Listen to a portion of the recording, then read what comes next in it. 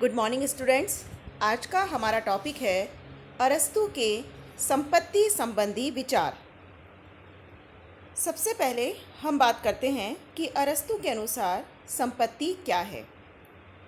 अरस्तु के अनुसार संपत्ति पारिवारिक और सामाजिक जीवन के लिए आवश्यक जड़ वस्तुओं का संग्रह है। अर्थात अरस्तु के अनुसार पारिवारिक जीवन के संचालन के लिए संपत्ति आवश्यक है। व्यक्ति को खाने के लिए भोजन चाहिए, पहनने के लिए वस्त्र चाहिए, निवास चाहिए, मकान चाहिए निवास के लिए। तो ये सारी आवश्यकताएं व्यक्ति की संपत्ति से ही पूरी हो सकती है। इसके अलावा व्यक्ति का जो नैतिक और बौद्धिक विकास है, इसके लिए भी संपत्ति आवश्यक है। इसलिए अरस्तु का कहना है कि निजी संपत्ति की व्यवस्था संपूर्ण समाज के लिए हितकारी है और इसे मान्यता दी जानी चाहिए। अरस्तु का ये कहना था कि व्यक्तिगत संपत्ति सामूहिक संपत्ति से अधिक उपयोगी है, बशर्ते कि उसका प्रयोग सामाजिक क्षेत्र में परंपराओं एवं रीति रिवाजों द्वारा और राजनीति क्षेत्र में उचित कानूनों द्वारा नियंत्रित हो। अब हम देखते हैं कि अरस्तु ने निजी संपत्ति का समर्थन क्यों किया। इसके पीछे अरस्तु ने कुछ तर्क दिए हैं। सबसे पहली चीज कि संपत्ति सामाजिक अर्थव्यवस्था का एक सामान्य अंग है। अरस्तु का ये कहना था कि जब प्रत्येक का विशेष स्वार्थ होगा तो व्यक्ति अधिक प्रगति करेंगे, क्योंकि प्रत्येक व्यक्ति अपने कार्य पर पूरा ध्यान देगा। ये एक स्वाभाविक सी बात है कि जब किसी कार्य में व्यक्ति का अपना निजी स्वार्थ होता है तो व्यक्ति उस कार्य को करने में अधिक कठिन परिश्रम करता है। इससे संपूर्ण समाज लाभान्वित होता है। तो अरस्तु का ये कहना है कि चूंकि संपत्ति से व्यक्ति को कठोर परिश्रम करने की प्रेरणा मिलती है, इसलिए निजी संपत्ति को मान्यता दी जानी चाहिए। दूसरी बात, प्रकृति के द्वारा ही व्यक्ति को संपत्ति प्राप्त करने की प्रवृत्ति प्रदान की गई है। अरस्तु का कहना है कि व्यक्ति संपत्ति अर्जन करे या व्यक्ति संपत्ति रखे, ये एक स्वाभाविक, एक नेचुरल, एक उसका स्वभाव है व्यक्ति का, जो व्यक्ति के जन्म के साथ ही व्यक्ति में ये प्रवृत्ति आ जाती है कि मेरे पास संपत्ति होनी चाहिए।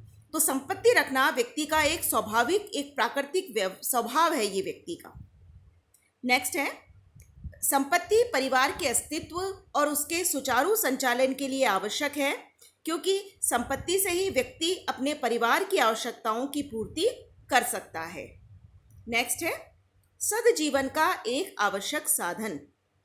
अगर व्यक्ति के पास संपत्ति है तो संपत्ति के होने से व्यक्ति और भी बहुत सारे अच्छे गुण हैं जो अपने में डेवलप कर पाता है, जैसे दूसरों की हेल्प करना, दूसरों के प्रति उदार होना, अतिथियों का सत्कार करना। तो ये सब काम व्यक्ति तभी कर पाएगा, या जैसे लिबर्टी है, स्वतंत्रता, तो स्वतंत्रता का गुण भी व्यक्ति में तभी डेवलप होगा जब उसके पास प्रॉपर्टी है। तो संपत्ति के होने से व्यक्ति में बहुत से ऐसे गुण हैं जो स्वाभाविक रूप से डेवलप होते हैं। अरस्तु ने मनोवैज्ञानिक आधार पर भी संपत्ति का समर्थन किया है। संपत्ति सुख का एक साधन है, क्योंकि सभी व्यक्ति संपत्ति से प्रेम करते हैं।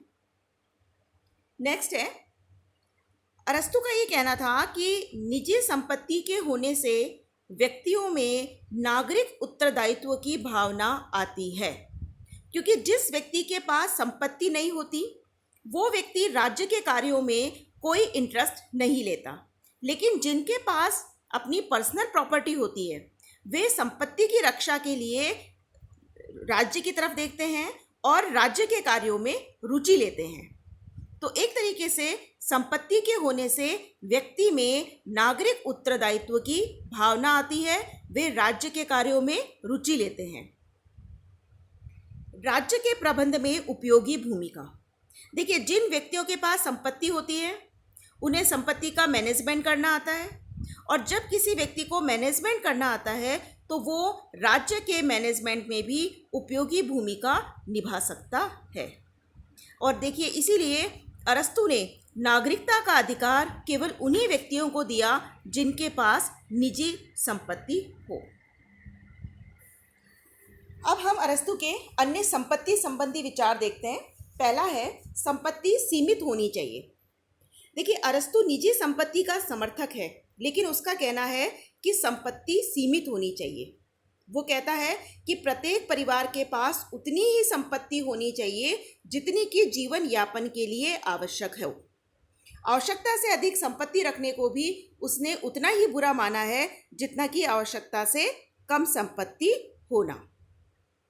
तो अरस्तु का ये मानना है कि जो निजी संपत्ति है वो एक साधन है, और चूंकि संपत्ति एक साधन है इसलिए संपत्ति हमेशा सीमित होनी चाहिए। नेक्स्ट है संपत्ति प्राप्त करने के उपाय। अरस्तु ने संपत्ति प्राप्त करने के दो उपाय बताए थे, एक प्राकृतिक और एक अप्राकृतिक। प्राकृतिक उपाय क्या है? प्राकृतिक उपाय के अंतर्गत उसने रखा है कृषि, पशुपालन और शिकार। अर्थात प्राकृतिक उपाय में वो कार्य आते हैं जिनके आधार पर जीवन के लिए आवश्यक वस्तुओं का उत्पादन किया जाता है। दूसरा है अप्राकृतिक उपाय। अप्राकृतिक उपाय वे उपाय हैं जिनका उद्देश्य होता है संपत्ति का संग्रह करना। तो अरस्तु ने व्यापार को संपत्ति अर्जन का अप्राकृतिक उपाय माना है। इसी तरह अरस्तु ने ब्याज लेना, वो भी उसने संपत्ति अर्जन का सबसे अधिक अप्राकृतिक उपाय माना है, क्योंकि जब ब्याज लिया जाता है तो उसमें दूसरे की बेबसी का फायदा उठाते हुए पैसे द्वारा अधिक पैसा पैदा किया जाता है। नेक्स्ट है संपत्ति का वितरण। अब संपत्ति का वितरण कैसे हो, अरस्तु ने बहुत सुंदर इसको सुंदर तरीके से डिस्क्राइब किया है, क्योंकि अरस्तु का ये मानना था कि संपत्ति का असमान वितरण क्रांति का कारण बनता है। इसलिए उसने संपत्ति के वितरण के संबंध में 3 व्यवस्थाएं बताई है।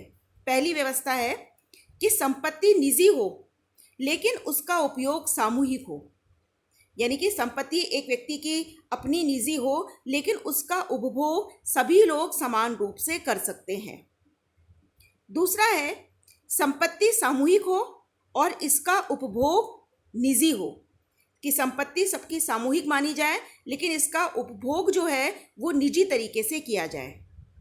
और तीसरा तरीका है कि संपत्ति सामूहिक हो और उपभोग भी सामूहिक हो, अर्थात कोई जो संपत्ति है वो सभी लोगों की संपत्ति मानी जाए और उसका उपभोग करने का अधिकार भी सभी लोगों को सामूहिक रूप से हो।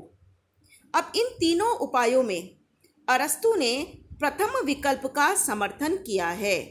अरस्तु का कहना है कि सबसे श्रेष्ठ ये व्यवस्था है कि संपत्ति निजी हो लेकिन उसका उपभोग सामूहिक हो।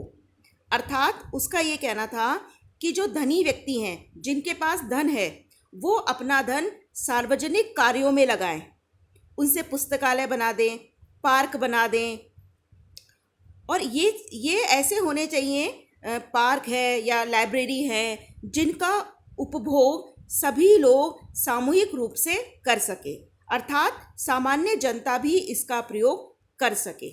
तो एक तरीके से अरस्तु ने निजी संपत्ति और सामान्य उपभोग की बात की है, अर्थात वो व्यक्तिवादी और साम्यवादी दोनों ही व्यवस्थाओं के लाभ प्राप्त करना चाहता है। तो इस तरह से अरस्तु ने कहा कि संपत्ति सामूहिक हो, इसी तरह अरस्तु ने कहा कि संपत्ति निजी हो लेकिन उसका उपभोग सामूहिक हो। और देखिए, अरस्तु ने प्लेटो के संपत्ति के साम्यवाद को स्वीकार नहीं किया है। उसने प्लेटो के संपत्ति के साम्यवाद की आलोचना की है और उसने यहाँ तक कहा है कि प्लेटो जो ये संपत्ति के साम्यवाद की बात कर रहा है ये राज्य के विनाश का कारण बन सकता है। तो अरस्तु की जो संपत्ति संबंधी विचारधारा है, इस आधार पर अरस्तु हमें एक समन्वयवादी विचारक दिखाई देता है और उसकी समन्वयवादिता हमें उसके निजी संपत्ति संबंधी विचारों में दिखाई देती है, जहां वो निजी संपत्ति का समर्थन कर रहा है, निजी संपत्ति के वो लाभ बताता है, निजी संपत्ति के पक्ष में वो तर्क दे रहा है और इस आधार पर कहता है कि सभी व्यक्तियों को निजी संपत्ति रखने का अधिकार होना चाहिए। लेकिन साथ ही वो ये कहता है कि निजी संपत्ति सीमित होनी चाहिए। दूसरी बात, वो ये कहता है कि संपत्ति अर्जन केवल प्राकृतिक उपायों के माध्यम से करनी चाहिए। अप्राकृतिक उपायों की वो आलोचना करता है। और साथ ही संपत्ति के वितरण के संबंध में उसका कहना है कि संपत्ति निजी हो लेकिन उसका उपभोग सामूहिक हो। तो एक तरीके से अरस्तु ने व्यक्तिवाद और समाजवाद जैसी दो विरोधी विचारधाराओं के बीच में समन्वय का कार्य किया है अपने संपत्ति संबंधी विचारों के माध्यम से। Thank you.